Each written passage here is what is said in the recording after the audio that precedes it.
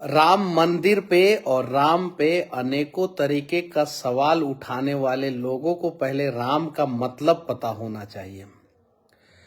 आज मुझे गुरुदेव ने बताया राम का मतलब ही होता है रा फॉर राष्ट्र और म फॉर मंगल, यानी राष्ट्र का मंगल।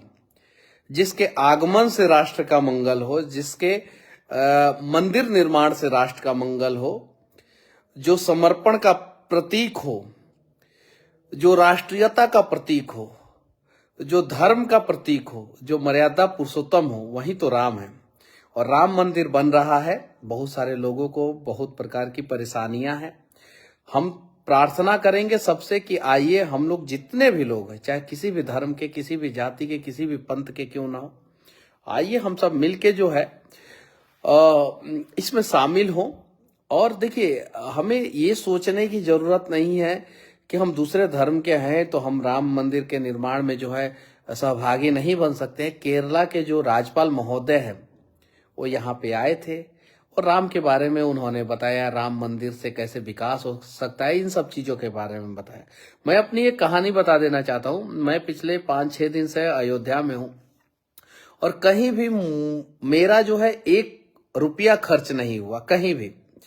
कमाल की बात यह है कि मनीष कश्यप जो जेल से निकलता है, जो 15 केसों में बेल लेके आता है, जिसके ऊपर से एनएसए खारिज किया गया रहता है, एनएसए लगाने के बाद जो है कोर्ट ने खारिज कर दिया। उस मनीष कश्यप को जो है इस अयोध्या में इतना प्यार मिल रहा है, इतना प्यार मिल रहा है। जहां भी जाऊं, जिस चौराहे पे जाऊं, लोग जो है प्यार दे रहे हैं। जितने भी गुरुदेव लोग हैं, जितने लोग मुझे जानते हैं, वहां से निमंत्रण आ रहा है। मैं जाता हूं, बहुत सारे लोगों के पास जाता हूं, बहुत सारे लोगों गुरुदेव के पास नहीं जा पाता हूं, बहुत सारे महाराज जी लोगों के पास नहीं जा पाता हूं। तो मैं सबसे माफी चाहता हूं जिनके पास नहीं जा पाता हूं।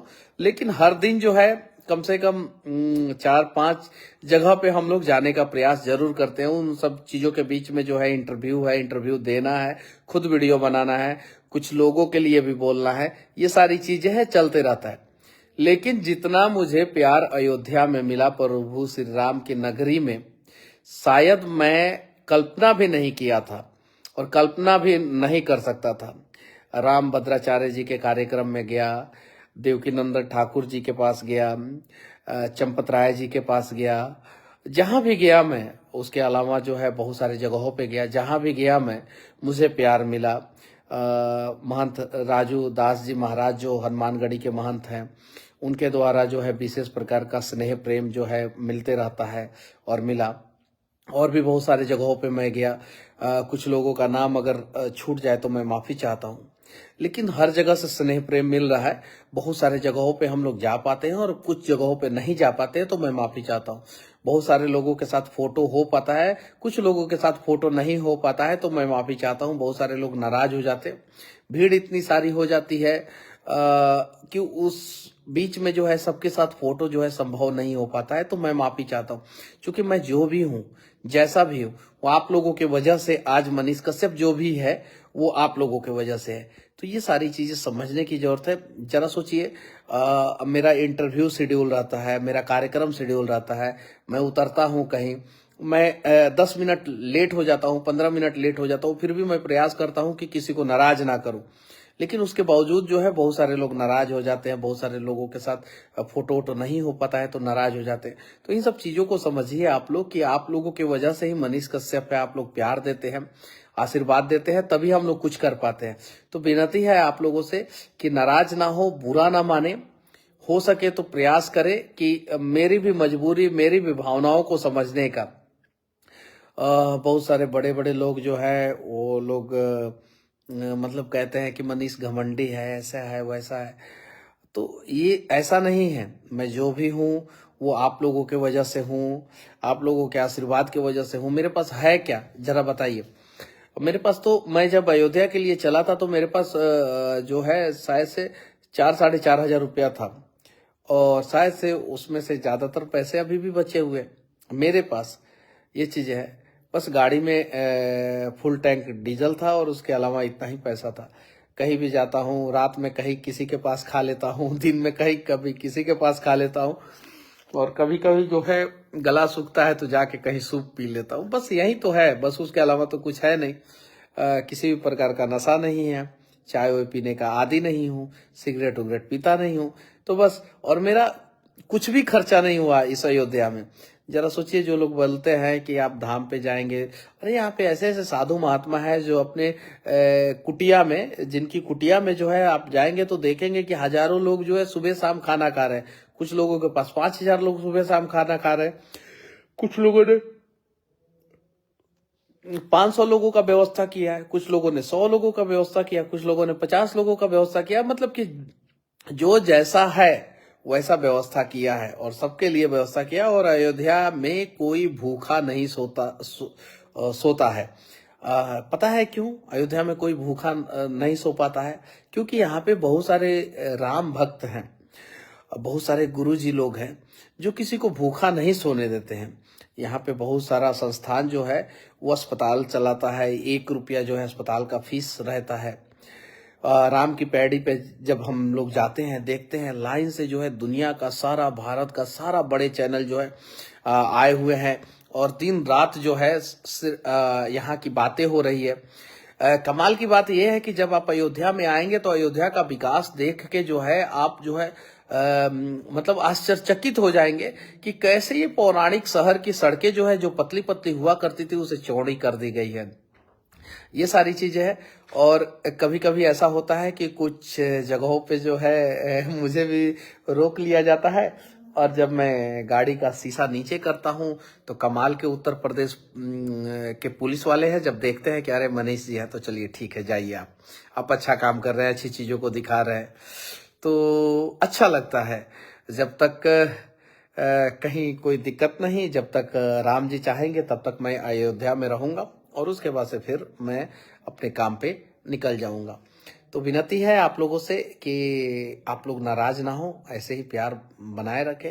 और बहुत सारे जगहों पे मैं नहीं जा पाता हूं तो उसके लिए माफी चाहता हूं। लगभग मतलब कि यहाँ पे जितने भी आश्रम है, जितने भी आश्रम में गुरु जी लोग हैं, महंत जी लोग हैं, महाराज जी लोग हैं, उनमें से ज्यादातर लोग, मैं ये नहीं कहता कि 100% लोग मुझे जानते हैं, लेकिन 75% लोग मुझे जरूर जानते हैं। और मुझे उम्मीद नहीं था कि मुझे इतने सारे लोग जानते होंगे। और जो व्यक्ति जो है जेल से बाहर आया है, जिसके ऊपर जो है 18 मुकदमे हैं, 15 मुकदमे में बेल लेके आया है, उसको इतना स्नेह, प्रेम, प्यार मिलेगा, आशीर्वाद मिलेगा। उसके साथ जो है कोई भी महाराज जी, कोई भी गुरु जी, कोई भी साधु महात्मा फोटो खिंचवाने से हिचकेंगे नहीं। उल्टा वो लोग बोलेंगे कि मनीष बाबू एक फोटो, मतलब अपने आप में मैं धन्य, मैं मतलब कि मैं क्या बोलूं, मेरे पास शब्द नहीं है।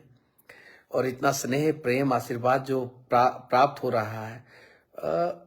देखिए, हम लोगों से भी जिंदगी में बहुत सारी गलतियां हुई है और हर इंसान से पाप होता है। शायद मेरे से भी बहुत सारी जगहों पे गलतियां हुई होगी, मेरे से भी पाप हुआ होगा, लेकिन आपको प्रायश्चित करने का एक मौका जो है भगवान देते हैं। जिंदगी में जो है आपको जीतने का एक मौका देते हैं, आपको कुछ करने का मौका देते हैं, आपको आपके मंजिल तक पहुंचाने के लिए एक मौका देते हैं।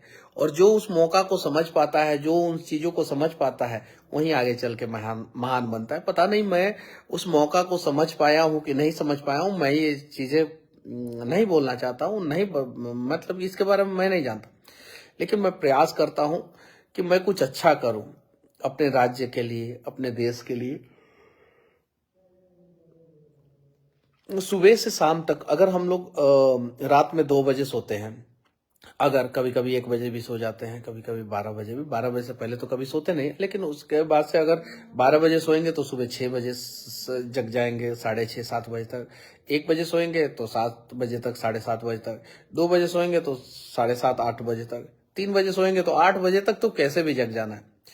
और बस ये सोने का जो ड्यूरेशन होता है वो, और जो आप सुबह जो है फ्रेश होते हैं, बाद ब्रश करते हैं, नहाते हैं, वो 1 घंटे का।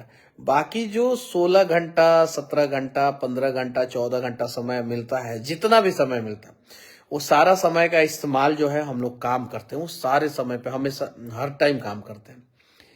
बहुत परेशान मुझे भी किया गया, आप सभी को पता है।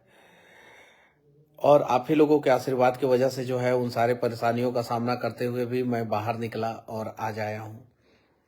बीणा चौक पे मैं जाता हूँ तो देखिए, मैं कोई बाउंसर वाउंसर लेके घूमता नहीं हूँ। मेरे साथ जो मेरे मित्र हैं वही लोग रहते हैं। बीणा चौक पे जाता हूँ, जो अयोध्या का चौक है, अभी सरयू तट के पास है। वहाँ पे लोग घेर लेते हैं, प्यार देते हैं, बहुत सारा प्यार देते हैं। उसमें कुछ लोग के साथ बातचीत नहीं हो पाती है। बहुत सारे लोग चाहते हैं कि बातचीत हो, मनीष जी थोड़ा हमारा वीडियो बना दें, या हम उनके साथ वीडियो बना लें, या फोटो हो जाए, या जो भी जैसा भी हो। तो कुछ लोगों के साथ हो पाता है, कुछ लोगों के साथ नहीं हो पाता। इसके लिए मैं माफी चाहता हूँ।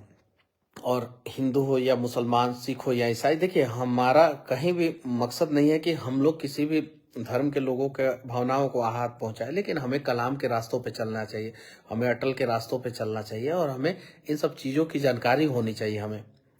बस बाकी आप लोग क्या सोचते हैं अयोध्या के विकास के बारे में, राम मंदिर के बारे में, राम से राष्ट्र का निर्माण कैसे होगा, राम का मतलब क्या है, राम के जैसा आप बनना चाहते हैं या नहीं बनना चाहते हैं, इन सब चीजों पे आप लोग अपना राय जरूर रखना। और एक और चीज मैं आप लोगों से कहना चाहता हूं कि देखिए, राम को अपने जीवन में हमें उतारने का प्रयास करना चाहिए। राम एक पुत्र, और कैसे पुत्र थे वो सबको पता है। दशरथ जी के लिए उन्होंने क्या किया, अपने माताओं के लिए क्या किया। राम एक भाई के रूप में, राम एक आराध्य के रूप में, राम एक पति के रूप में, राम एक बालक के रूप में, और राम जिस भी रूप में रहे मर्यादा का पालन किया, इसीलिए उन्हें मर्यादा पुरुषोत्तम श्री राम कहा जाता है।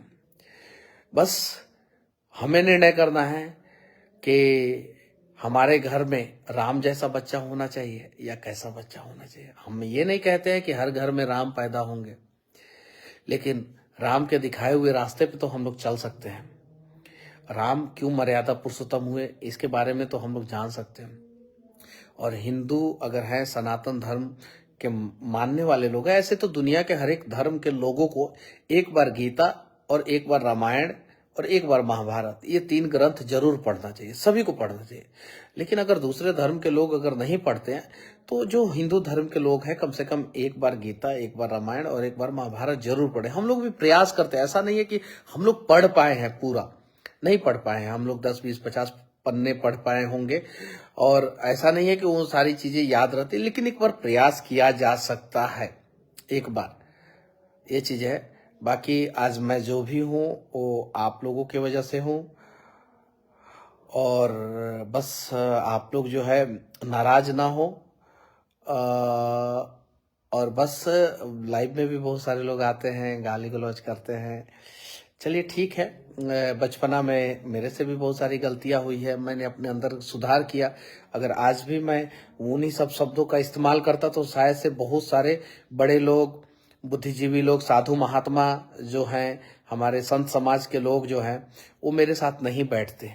ये चीजें हैं, आज वो लोग आशीर्वाद देते हैं, प्यार देते हैं, स्नेह देते हैं, रास्ता बताते हैं कि मनीष तुम यहाँ पे गलत हो, ऐसे नहीं, ऐसे करो, ऐसे नहीं, ऐसे चलो, तो अच्छा लगता है। तो कहीं नहीं तो कहीं मैंने बदलाव किया, और जब मैंने बदलाव किया तो उन लोगों ने मौका दिया कि ये लड़का सही में बदला है, और ये लड़का जब अब अच्छा करना चाहता है और अच्छा करेगा। इसलिए अगर आप लोग भी बदलाव करेंगे तो आप लोगों को भी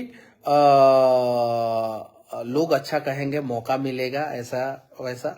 और देखिए कमाल की बात यह है कि जेल जाने के बाद अनेकों प्रकार का केस मुकदमा में वकील का फीस और बहुत सारी चीजें हैं, बहुत सारी जगहों पे हम लोग टूट गए, फाइनेंशियल हम लोग जीरो हो गए एकदम। लेकिन मैंने कभी भी अपने लिए किसी के आगे हाथ नहीं फैलाया कि आप हमारी मदद करें, कभी भी, और भविष्य में भी मैं नहीं फैलाऊंगा किसी के आगे हाथ। लेकिन मेरे दोस्त जो हैं वो मुझे टूटने नहीं दिए, मुझे चाहने वाले लोग मुझे टूटने नहीं दिए, ये चीजें है। और किसी प्रकार का परेशान नहीं, मुझे नहीं झेलना पड़ा, तकलीफ मुझे नहीं झेलना पड़ा। मेरा भाई, मेरे दोस्त, मेरी माँ ने क्या झेला है वो आप सभी को पता है। आज मैं जो भी हूँ वो आस्तिक हूँ, भगवान के आशीर्वाद की वजह से हूँ, प्रभु श्री राम के आशीर्वाद की वजह से हूँ, महादेव के आशीर्वाद की वजह से हूँ, माँ दुर्गा के आशीर्वाद की वजह से, हनुमान जी के आशीर्वाद की वजह से हूँ। आस्तिक हूँ, धर्म पे भरोसा है, भगवान पे भरोसा है, देवी देवताओं पे भरोसा है। कुछ लोग कहते होंगे कि नहीं ये तो ऐसा हो ही नहीं सकता, भगवान तो धरती पे है ही नहीं। अरे हाँ, आपके लिए भगवान नहीं होंगे, मैं मानता हूं, मेरे लिए है, और मैं उसका जीता जागता उदाहरण हूं।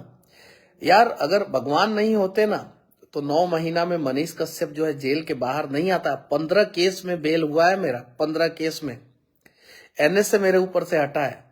जेल जाने के बाद जो है बहुत सारे लोग ये उम्मीद कर रहे थे कि मनीष कश्यप अब टूट जाएगा, लेकिन भगवान ने मुझे ताकत दिया और जेल से निकलने के बाद भी मैं नहीं टूटा। मैं किन लोगों से लड़ रहा हूं आप सभी को पता है। उसके बावजूद जो है मैं स्वाभिमान के साथ समझौता नहीं करता हूं। उनके अहंकार के आगे मैं झुका नहीं झुका, ना डिगा, ना रुका। क्यों? क्योंकि कहीं नहीं तो कहीं कुछ ताकतें हैं, कुछ भगवान का आशीर्वाद है जो मेरे साथ है, और वही लोग जो है रास्ते दिखाते हैं। क्या पता उन लोगों ने ही ऐसे ऐसे नेताओं का मति भ्रष्ट किया होगा और सोचा होगा कि डालते हैं इसको जेल में, देखते हैं। भगवान ने ही सोचा होगा कि डालते हैं इसको जेल में, देखते हैं कि ये जो है जेल जाने के बाद टूटता है कि नहीं।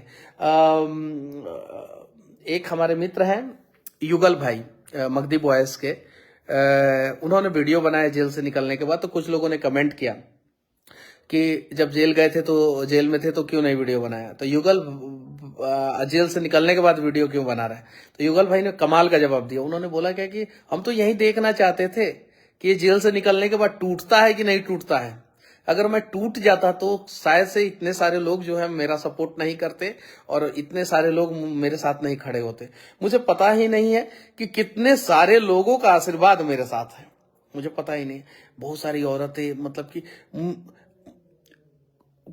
45 साल, 50 साल, 55 साल, 60 साल, 65 साल, 70 साल की माँ, जो लोग हैं, माता जी लोग हैं, चाची लोग हैं, वो लोग पहचानती हैं मुझे।